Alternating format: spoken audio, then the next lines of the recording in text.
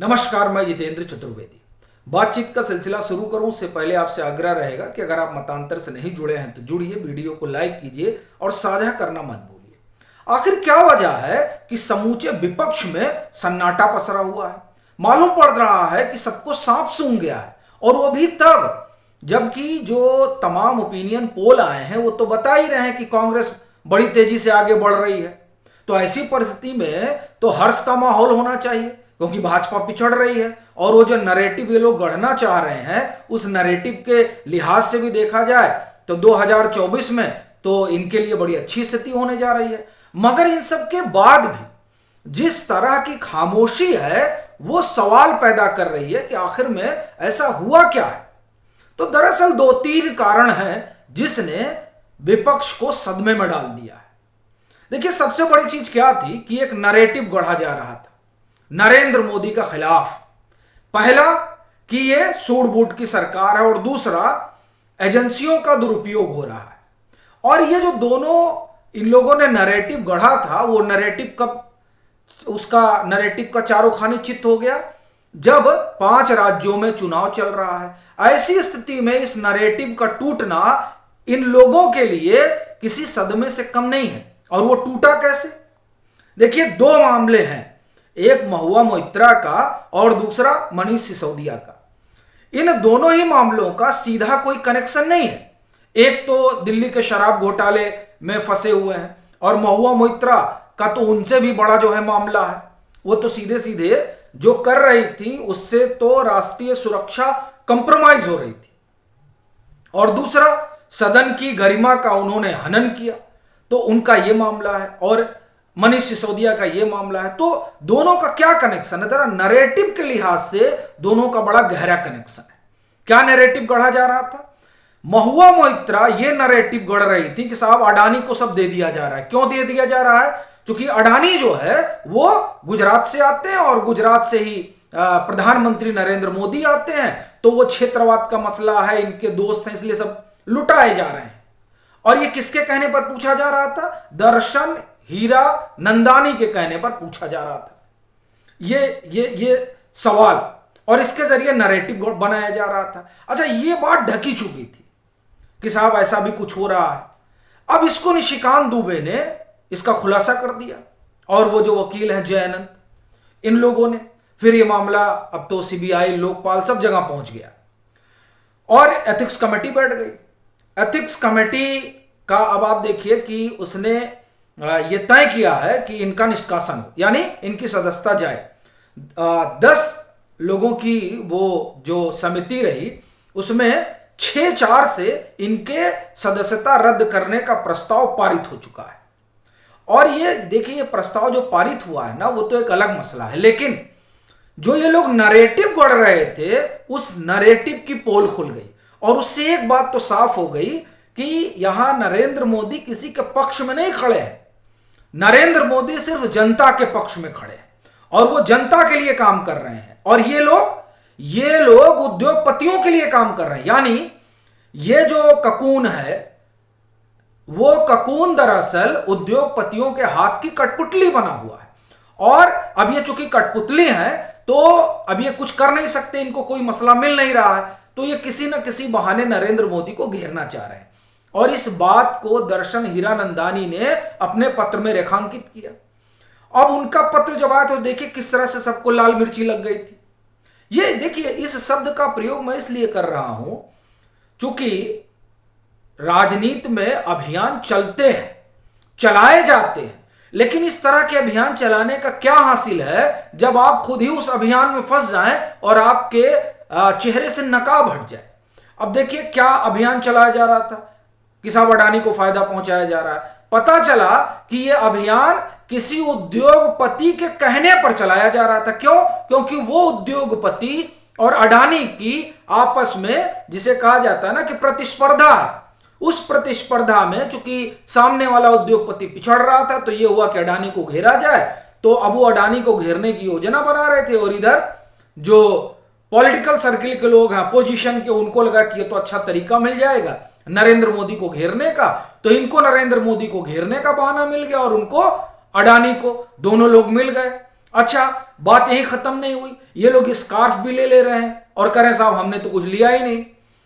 10-15 हजार रुपए ले लिए जाए, इस वजह से सदस्यता चली गई थी 2005 में।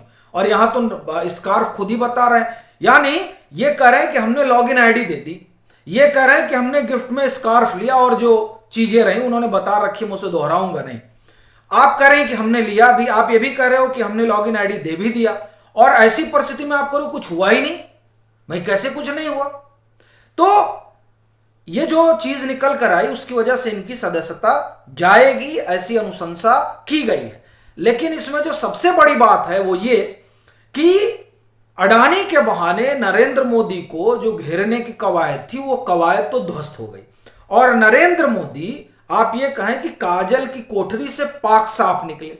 यानी ये जो मामला रहा महुआ मोइत्रा वाला, इस मामले में अगर किसी की छवि सबसे ज्यादा निखर कर सामने आई है तो नरेंद्र मोदी है। यानी अब जनता उन पर और भरोसा करेगी कि देखिए इस व्यक्ति के ऊपर कीचड़ उछालने के लिए क्या क्या कवायद की जा रही है। और आप देखिए कि ये बात चुनाव के दरमियान निकलकर सामने आ रही है कि देखिए सब नरेंद्र मोदी के पीछे पड़े हुए हैं। एक आदमी जो ईमानदारी से काम कर रहा है उसको ये लोग काम भी नहीं करने दे रहे हैं। देखिए महुआ मोइत्रा वाले प्रकरण से यही सब बात निकलकर सामने आ रही है। इसीलिए आप अगर गौर करें तो किस तरीके से भाजपा का कॉन्फिडेंस बढ़ा हुआ है। हाँ, ये अलग बात है कि एक नरेशन गढ़ा जा रहा है, भाजपा कांप रही है। भाजपा कांप रही या नहीं कांप रही मैं नहीं कह सकता, लेकिन विपक्ष जो है वो कांप रहा है क्योंकि उसका हर नैरेटिव ध्वस्त हो रहा है।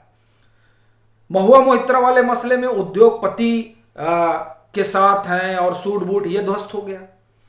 ईडी और सीबीआई का दुरुपयोग हो रहा है, पूरा आप ये कहें कि ये माहौल बनाया गया। सुप्रीम कोर्ट गए, सब सदन में शोर मचाया गया, तमाम तरह के आंकड़े रखे गए, लेकिन हासिल क्या हुआ? दिल्ली के बहुचर्चित शराब घोटाले में मनीष सिसोदिया की जमानत याचिका जैसे रद्द होती है वैसे ही ये बात सबके सामने साफ तौर पर आ जाती है कि ईडी और सीबीआई का दुरुपयोग नहीं हो रहा है। ईडी और सीबीआई कानून के अनुसार काम कर रही है, और ये बात जो है ये आप कहें कि विपक्ष के लिए झटका है, क्योंकि विपक्ष ने एक नरेशन गढ़ा कि साहब ये तो सरकार गिरा रहे हैं इससे। अभी आप देखिए महाराष्ट्र में सरकार कैसे बनी, ईडी ने सरकार बनवाई। अभी आप देखिए पश्चिम बंगाल में क्या कर रहे हैं, ईडी अभिषेक बनर्जी को परेशान कर रही है। आप बिहार में क्या कर रहे हैं, तेजस्वी यादव लालू प्रसाद यादव को ईडी परेशान कर रही है। आप सेंथिल बालाजी के साथ क्या कर रहे हैं, ईडी परेशान कर रही है। बड़ी रोचक बात यह है कि ईडी सबको परेशान कर रही है, लेकिन कोर्ट का दरवाजा खटखटाने के बाद भी किसी को राहत नहीं मिल रही है। यह बात लोगों को समझ में आ रही है कि नरेंद्र मोदी को किस तरीके से बदनाम करने की कवायद चल रही है। और देखिए मैं बात परसेप्शन की कर रहा हूं, मैं सीधे सीधे इस बात में भरोसा रखता हूं कि ये जो कोशिश इन लोगों ने की, एक अडानी के बहाने नरेंद्र मोदी को घेरने की, और दूसरा ईडी और सीबीआई के बहाने नरेंद्र मोदी को कटघरे में खड़ा करने की, ये दोनों ही कोशिशें औंधे मुंह गिरी हैं। महुआ मोइत्रा का प्रकरण और मनीष सिसोदिया की जमानत याचिका खारिज होना, ये दो चीजें आप समझिए कि ऐतिहासिक घटना है। और ये इसलिए ऐतिहासिक कह रहा हूं क्योंकि जैसे 2018-19 में राफेल पे उड़ रहे थे राहुल गांधी और सुप्रीम कोर्ट ने क्लीन चिट दे दी थी, कमोबेश वही स्थिति आप देखिए खड़ी हो गई है फिर यहां।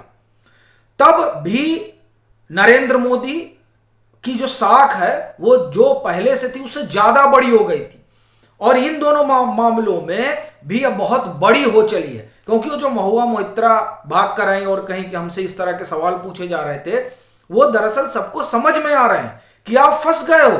आप खुद ही कह रहे हो साहब कि हमने दिया 49 बार, और जब ये आरोप लगा था तब तो आपने मना कर दिया था। बाद में जब ये हुआ कि नहीं साहब अब तो जो है इंफॉर्मेशन टेक्नोलॉजी से सारी चीजें आईटी से सब निकल कर आएंगी, तो जब आईटी से सब निकल कर आएंगी तो अगर आप नहीं बताओगे तो फंस जाओगे। तो आपने तो ये तो आपका कबूलनामा है, और जब ये कबूलनामा है तो आप मान रहे हो कि आपने गलती की। जब आपने गलती की तो उसकी सजा क्यों न निर्धारित हो।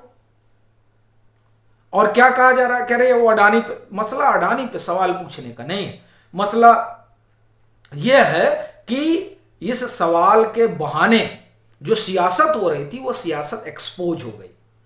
और मनीष सिसोदिया वाले मसले में भी तमाम चीजें खुलकर सामने आ गई कि कौन क्या कर रहा है। तो इस वजह से विपक्ष को कुछ सूझ नहीं रहा है। यही कारण है कि वहां हड़बड़ी है, खलबली है, हाहाकार है।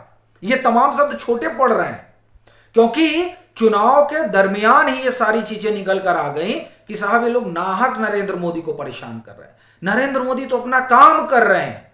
देखिए सुप्रीम कोर्ट भी यही कह रहा है कि वो अपना काम कर रहे हैं। और देखिए महुआ मोइत्रा खुद है कहीं कि नहीं नहीं साहब हमने लॉगिन आईडी दिया था। क्यों दिया था भैया? क्यों स्कार्फ लिया था? इससे क्या चीज निकल कर आती है? तो ये जो तमाम चीजें हैं ना, ये असल में नरेंद्र मोदी की जो भ्रष्टाचार विरोधी छवि है उस पर मुहर लगाती हैं। नरेंद्र मोदी की जो गरीब गुरबा के साथ खड़ा होने की छवि है उस पर मुहर लगाती हैं। यही वजह है कि विपक्ष जो है वो हलकान है। आपकी अपनी क्या राय है जरूर साझा करें। मतांतर से नहीं जुड़े हैं तो जुड़िए। वीडियो को मैं फिर कहूंगा लाइक करना और साझा करना मत भूलिए।